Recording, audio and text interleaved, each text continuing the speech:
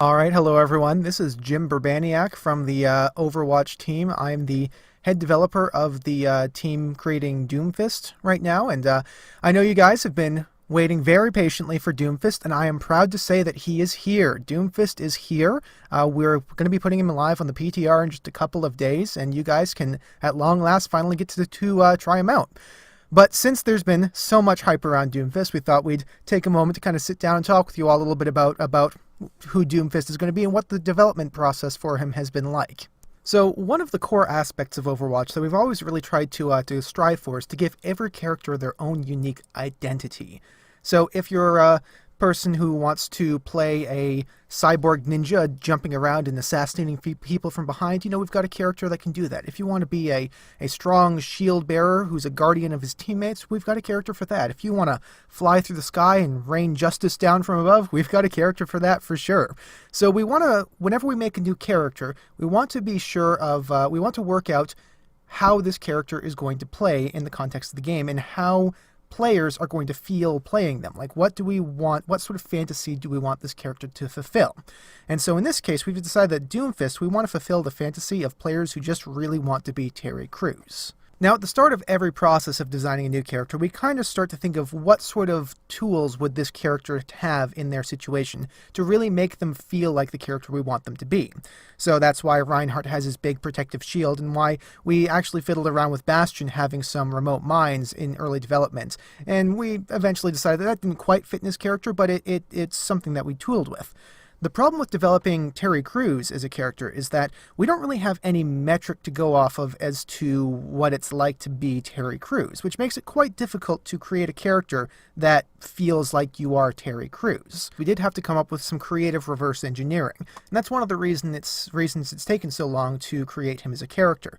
So that instead of starting with an idea in mind and then building towards that, we had to reverse engineer. So instead of figuring out what it's like to play Terry Crews, we had to first figure out what it's like to be beaten by Terry Crews, because that's really the only thing that we could actually measure. So Mr. Kaplan, he brought all of us programmers into the same room, and he brought in Terry Crews, and then he shut the door and locked us in there, and for the rest of that week, Mr. Crews just beat the snot out of us.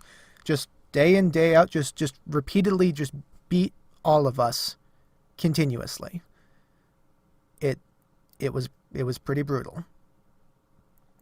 But this was good, though, because it did give us a very good idea of exactly what it's like to be beaten by Terry Crews. And when we got out, we really felt that we had a pretty solid idea of what sort of character we wanted to build. So, but us here at Overwatch, we don't want to do anything, we don't want to do it bad. We'd rather take the time and the effort necessary to create a good product and give that to you guys because we want you to have something good. So we did receive 4 more weeks of beating from Mr. Crews.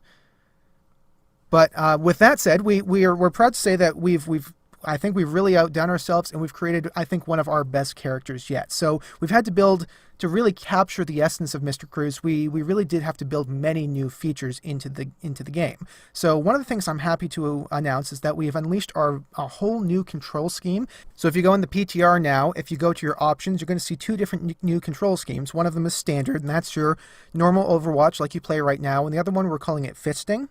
And that's a control scheme that we've made for Doomfist, but we're happy to say that it will work on any other character as well.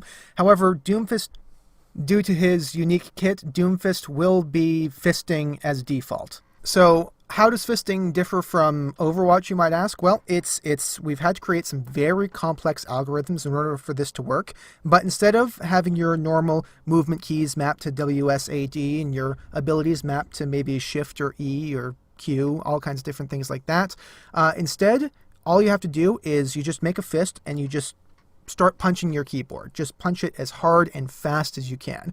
And our algorithm will actually read the punches, and it will translate that into character movement and abilities and things like that. It does take a little bit of getting used to, but it does feel so much more like Terry Crews, okay? And on top of that as well, we're also happy to say that we've actually integrated some microphone commands into the game as well. That, well, not so much commands, it's more that you must continuously scream into your microphone. And if you should happen to stop screaming at any moment, your character will automatically exit the game, because that's really not how Doomfist is supposed to be played. Now, it's just as important, not only for the player and for their enemies, but for their teammates as well, that the character feel realistic and in design as well. And so, if you are playing with a Doomfist, your voice chat will automatically connect to the team voice chat so that you can communicate with Doomfist. And your voice chat volume will actually be set up to 200%. It's exclusive to Doomfist to set it up that loud, and it will be impossible to turn off. So we do want the rest of the teammates to experience the feeling of ear-splitting pain at the continuous screaming. And once again, if you do stop screaming, though, you will be exited from the game. So we want the rest of the players to kind of feel that helpless feeling that it is to be in a room with Mr. Cruz as he continuously shouts and punches things. But yeah, unfortunately, that's about all the time that we have right now, so we won't have time to go over his abilities, but we will try to release that in the second video. But until then, have fun and send help.